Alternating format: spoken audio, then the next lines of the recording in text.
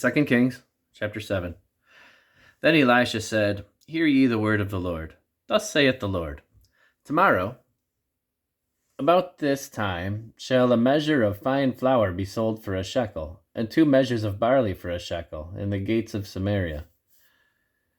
Then a lord on whose hand the king leaned answered the man of God, and said, Behold, if the Lord would make windows in heaven, might this thing be? And he said, Behold, thou shalt see it with thine eyes, but shalt not eat thereof.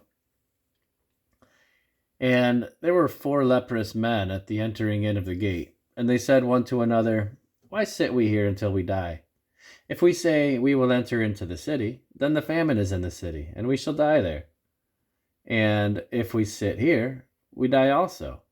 Now therefore come, and let us fall unto the host of the Syrians. If they save us alive, we shall live, and if they kill us, we shall but die. And they rose up in the twilight to go unto the camp of the Syrians. And when they were come to the uttermost part of the camp of Syria, behold, there was no man there. For the Lord had made the host of the Syrians to hear the noise of chariots, and a noise of horses, and the noise of a great host.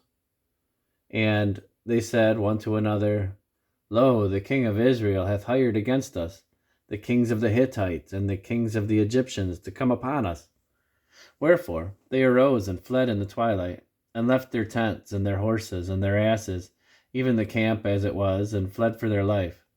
And when these lepers came to the uttermost part of the camp, they went into one tent, and did eat and drink, and carried thence silver and gold and raiment, and went and hid it, and came once again, and entered into another tent, and carried thence also, and went and hid it. And they said one to another, We do not well. This day is a day of good tidings, and we hold our peace.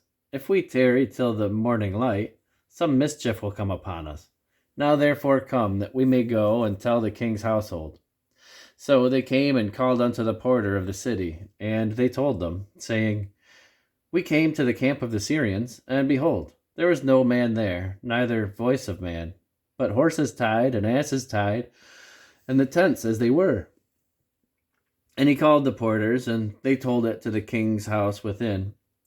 And the king arose in the night, and said unto his servants, I will show you what the Syrians have done to us.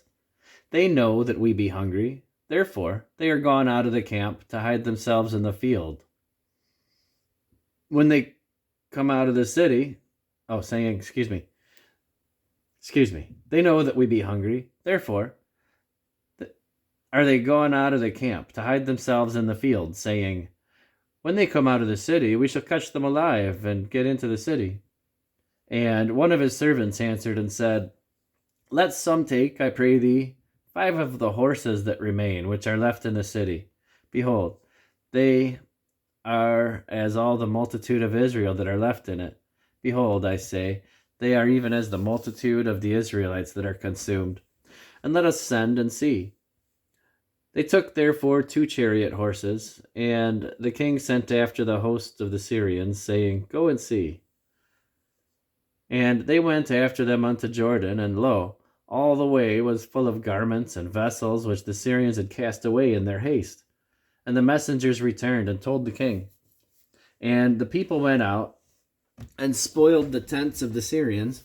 So a measure of fine flour was sold for a shekel, and 2 measures of barley for a shekel, according to the word of the Lord. And the king appointed the Lord, on whose hand he leaned, to have the charge of the gate. And the people trode on him in the gate, and he died. And, as the man of God had said, who spake when the king came down to him.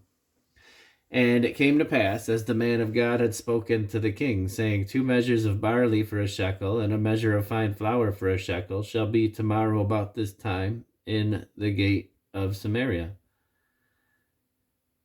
And that Lord answered the man of God, and said, Now behold, if the Lord should make the windows in heaven, might such a thing be? And he said, Behold, thou shalt see it with thine eyes, but shalt not eat thereof.